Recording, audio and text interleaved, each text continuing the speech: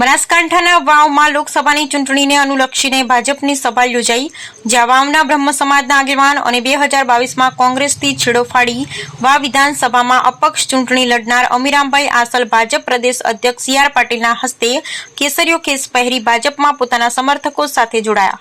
CR Patil વાવ વિસ્તારના કાર્યકર્તાઓએ આ વિસ્તારમાં 1 લાખની લીડથી જીતનો ભરોસો આપ્યો હતો. લોકસભાની ચૂંટણીને લઈ ભાજપ કોંગ્રેસ જોરશોરથી ચૂંટણી પ્રચારની સાથે જોડતોડની રાજનીતિ કરી રહ્યું છે. ત્યારે આજે બનાસકાંઠાના વાવમાં લોકસભાની ચૂંટણીને અનુલક્ષીને ભાજપની સભા યોજાઈ,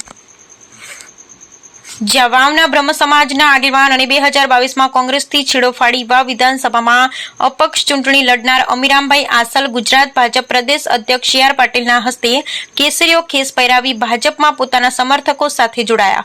CR પાટીલ વાવ વિસ્તારના કાર્યકર્તાઓએ આ વિસ્તારમાં 1 લાખની લીડથી જીતનો ભરોસો આપ્યો હતો. અમીરામભાઈ આસલના ભાજપમાં આવવાથી કોંગ્રેસની ચિંતા વધી છે તો ભાજપને મોટો ફાયદો થશે. CR પાટીલ અમીરામને ભાજપમાં આવકારતા કહ્યું કે અમીરામભાઈ મને મળવા આવ્યા હતા અને મને એમને કહ્યું કે મારે બીજેપીમાં જોડાવું છે, એટલે મેં કહ્યું કે મારે ત્યાંના લોકો નેતાઓને પૂછવું પડશે. મેં અહીંના લોકોને પૂછ્યું તો એમને કહ્યું કે અમીરામભાઈ આવશે તો 1 લાખની લીડ અહીં આવશે.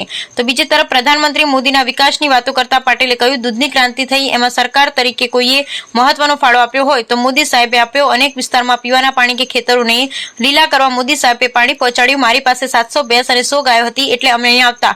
તો સામે આવ્યું કે અહીં પાણી ઓછું છે પણ સફેદ ક્રાંતિ છે, જેથી અમે અહીંથી ભેંસો અને ગાયો લઈને તબેલામાં રાખી. મોદી સાહેબ કહેતા કે અહીંનું દૂધ સવારે દિલ્હી આવે એટલે ત્યાંના લોકો ચા પીવે છે. મોદી સાહેબ 24 કલાક લાઇટ આપી અને બહેનોને એન્ટરટેઇનમેન્ટ માટે ટીવી ચાલુ થયું. અને આજ સૌથી મોદી સાહેબને પ્રેમ કરે છે તો એ છે બહેનો. આજે જિલ્લા પંચાયત અને તાલુકા પંચાયત અને વિવિધ કમિટીઓમાં બહેનો છે. આવનાર 29 પછી લોકસભામાં 33% રિઝર્વેશન બહેનોને મળે તેવી મોદી સાહેબે વ્યવસ્થા કરી. આકાશ હોય કે પાતાળ હોય, ભૂમિદળ હોય કે નૌકાદળ હોય, દેશની સુરક્ષા કરવાની તક બહેનોને આપી છે. યુવાનોને સ્વાવલંબી બનવા બેંકો પાસેથી વગર વ્યાજની લોન મોદી સાહેબે આપી છે. આખી દુનિયામાં કોઈ રાષ્ટ્રપતિ કે પ્રધાનમંત્રીએ કોઈ યુવાન પર ભરોસો નથી કર્યો, પણ મોદી સાહેબે યુવાનોના બેંકમાં જામીન મળ્યા. ખેડૂતો માટે 3 તબક્કામાં 2000 રૂપિયા ખેડૂતોના ખાતામાં જમા થાય તેવી યોજના મોદી સાહેબે બનાવી.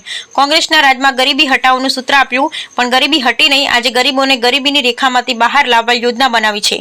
આ ત્રીજી ટર્મમાં દેશમાં એક પણ ગરીબ ન રહે તેવો મોદી સાહેબે સંકલ્પ કર્યો છે. વિકાસના કામોની સાથે સાથે દેશની સંસ્કૃતિ માટેના પણ કામો કર્યા. રામ મંદિર બનાવવાનું વચન મોદી સાહેબે પૂરું કર્યું. 370 કલમ રદ કરીશું તેવું કહ્યું. તે કલમ રદ કરી મોદી સાહેબને કોંગ્રેસના એક નેતાએ કહ્યું હતું કે 370 ને હાથ મત લગાડજો, હાથ દાજી જશે. પણ મોદી સાહેબ ડરે તો બીજા તેમને કલમ દૂર કરી સહેજ પણ કાંકરી ચાણું ન થયો હોય આતંકવાદીઓને વીણી વીણીને પૂરા કર્યા. Bureau report Ramjibhai Raygur, crime patrolling news, Birechi, Banaskantha.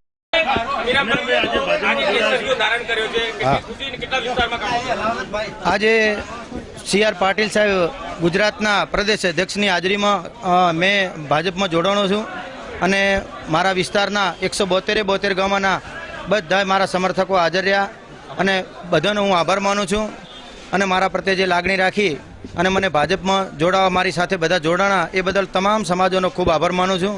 અને મારા વિસ્તારની અંદર જે તે ટાઈમથી જે અહીંયા કોંગ્રેસ પ્લસ હતું એની જગ્યાએ હવે જેમ બને એમ ભાજપ વધારે પ્લસ રહે એ રીતના મારા પ્રયત્નો રહેશે.